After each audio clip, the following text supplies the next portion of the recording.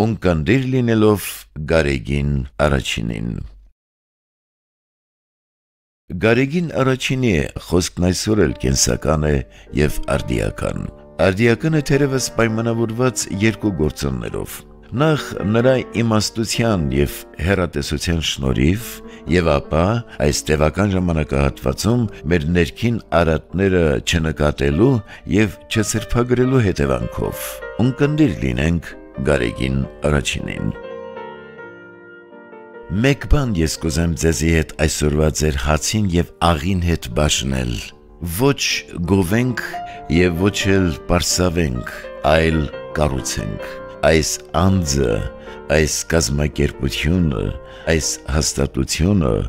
գովել կամ այդ անձը կամ հաստատությունը դատապարտել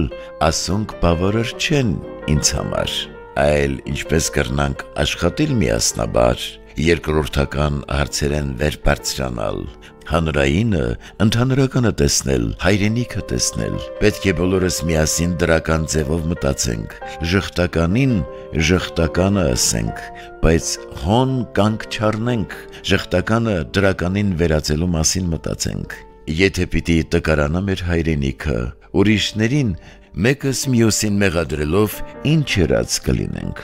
Տոնականդվել են ետքը պատասխանատվություններու մասին վիճելը պատմության հարց է այլևս, հիմա կարևորը պատմություն կերտելն է, հայրենիքը վերաշինելն է, և այս մոտեցումով փոխանակ խոսելու, փոխանակ գրելու աշխատենք և գործենք։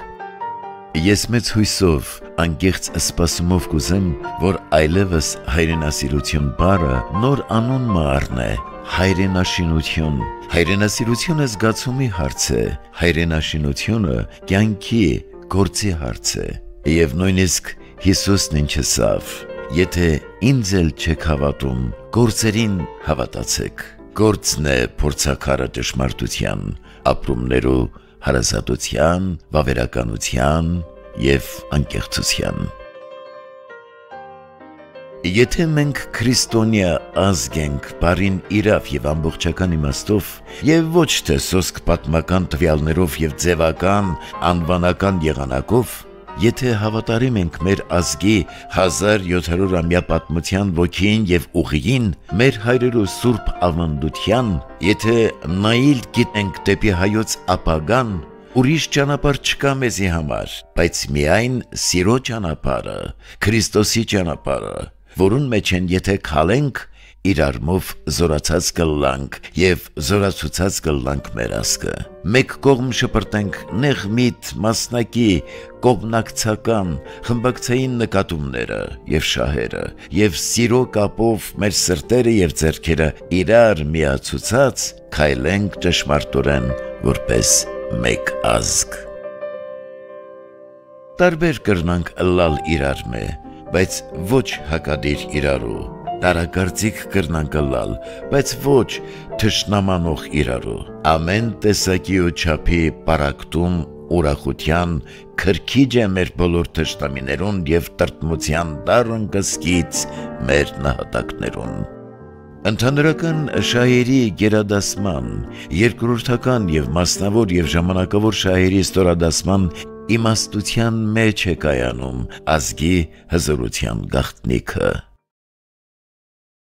Սիրելիք, աշխարհը սպասում է և կարծեք ուզում է տեսնել, թե այս ազգը արժանի է անկախության թե ոչ։ Մենք մեր միասնականությամբ պիտի փաստենք, որ իսկապես արժանի ենք։ Եթե այսօր ինձանից ձեր կեսօրվա ճաշին պես հոգևոր սնունդ եք սպասում, առեք այս պատգամը, խառնեցեք ձեր արյանը, ձեր կյանքին։ Ամեն բանից վեր նկատենք հայրենիքի, եկեղեցու, ազգի և պետության ընդհանրական շահը, մասնավոր, փոքրիկ, ճղճին, մանր, փոքրոքի հարցերից վեր բարձրանանք, իբրև ազգ մտածենք, իբրև պետություն մտածենք։ Չմոռնանք, մենք կախում ունենք Աստուծմե, կախում ունենք մեր պատմության ամենեն ուժեղ ձայներեն, ով որ ինքզինքը Աստուծմե անկախ կհռչակե, անկախ չէ, ով որ ինքզինքը անկախ կհռչակե մեր պատմության ոգին, անկախ չէ,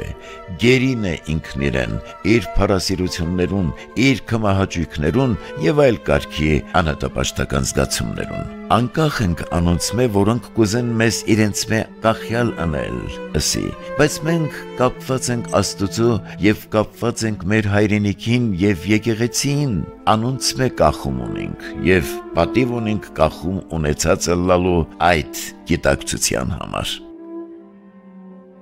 Այժմ մենք մեր երկրի տերն ենք, բայց իբր տեր պարտավոր ենք ծառայել այս երկրին։ Հենց դա է ասել ու արել Հիսուսը, նա լվացել է առաքյալների ոտքերը, նա որ ուսուցիչն էր ու տերը, ասել է, որ եկել է ծառայելու եւ ոչ թե ծառայություն ընդունելու։ Իբրև ամենայն հայոց կաթողիկոս այս 3 տարիների ընթացքում մեր կյանքը պատասխանատվության շաղախով միախառնելով մեր ժողովրդի կյանքին անձնապես համոզվեցինք, որ մեր վերանկախացյալ հայրենիքի առաջնահերթային կարիքը մարդու կարիքն է, ճշմարիտ, վավերական, պարկեշտ մարդու, Աստծո պատկերն իր մեջ անաղարտ եւ կենթանի պահող մարդու, հայրենիքը եւ ազգն իր անհատական անձից վեր դասել գիտցող մարդու, ընդհանրական շահը մասնավոր ու խմբակցական շահերից գերադասել իմացող մարդու, հանրային ժողովրդանվեր եւ հայրենաշինական պարտավորություն անձնակենտրոն շահից գերակա ճանաչող եւ ըստ այնմ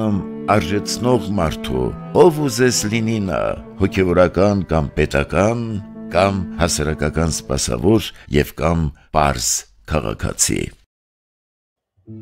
Ընթերցելով մեջ բերված նրա խոսքերն արժե այսօր անկեղծորեն ինքներս մեզ հարց տալ, թե Հայաստանի անկախության այս ամբողջ ժամանակաշրջանում մեր իրականության մեջ բակերի զրուցարաններում, լրատվամիջոցներում, սոցիալական հարթակներում, հեռուստատեսությամբ եւ զանազան ամբիոններից փոքրից մինչեւ մեծ յուրաքանչյուրիս հնչեցրած հայրենասիրական խոսքերի կամ կոչերի որ մասն են ուղեկցվել գործերով։ Եվ որն ամենակարևորն է, այդ գործերը կշռելիս կշարքի նժերը որքանով է անձնակենտրոն, մասնավոր կամ խմբակային շահերի իր դիրքից ծանրացել դեպի ընդհանրական, ազգայինը, դեպի հայրենիքը։ Ու եթե այսքան տարիների ընթացքում փաստորեն մեզանում այդպես էլ շատ բան չի փոխվել, ապա որն է այն երաշխիքը, որ այդ փոփոխությունը տեղի կունենա երբևէ։ Իսկ փոփոխության ուղին մեզ նույնպես բացահայտել էր լուսահոգի հայրապետը, դա սեփական պատմությանը միախառնված եւ հայրերի ջեռանգած մեր հարազատ քրիստոնեական արժեհամակարգն է, որին պետք է ապավինել ամենայն անկեղծությամբ, պատասխանատվությամբ ու նվիրումով։